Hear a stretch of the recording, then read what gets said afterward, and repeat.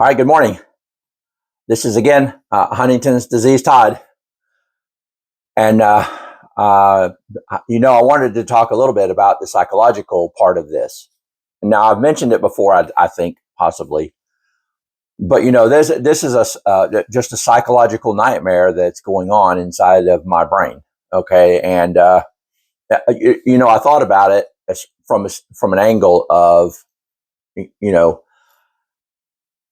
if other people, you know, on the psychological side of this disease wanted to know more about it, I think I'm more open now to having discussions about it than I was before.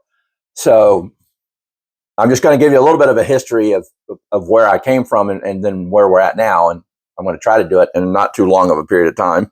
I'm going to try to set my little timer here. Okay, so my whole life, I've never really shared my feelings much. I had an event in my childhood that really changed my whole trajectory psychologically.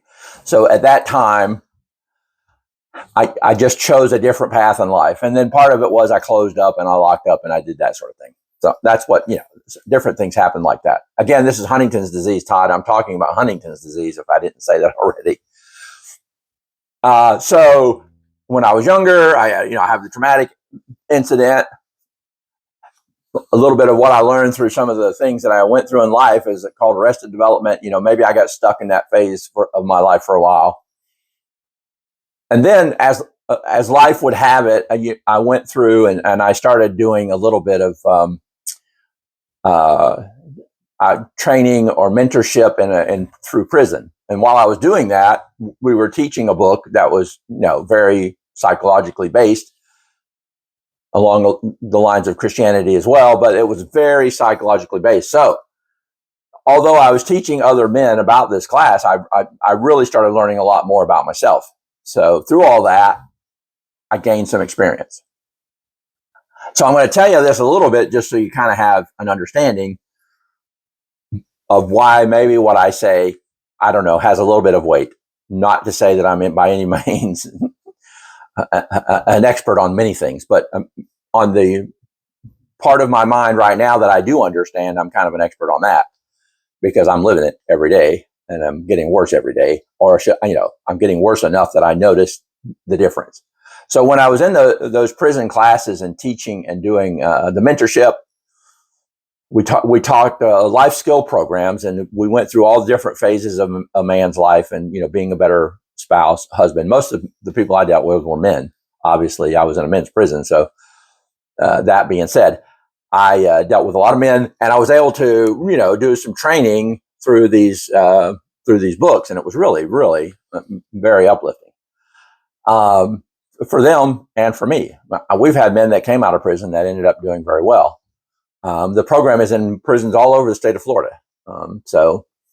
I'm drawing a blank right now on the name of the program, but that's just how I am. But that being said, it gave me a little bit of psychological training, a little bit of psychology of it all. So I got a little bit of understanding. So Todd is generally not the kind of person that talks about these kinds of things. And I didn't usually share those kinds of things. It just was kept them inside and manly thing I did, blah, blah, blah. Well, now I'm here to tell you that I am a little bit more open and susceptible to talking about psychological side of this. So I'm only putting this out there because, there might be some people out there on the psychological side of this that want to know more about what's going on. But I would say that in the very beginning of this disease, when it hit me first, like I said, I was 52, and I just had to go through all the stages of grief, if you will, almost to go, just to get through it.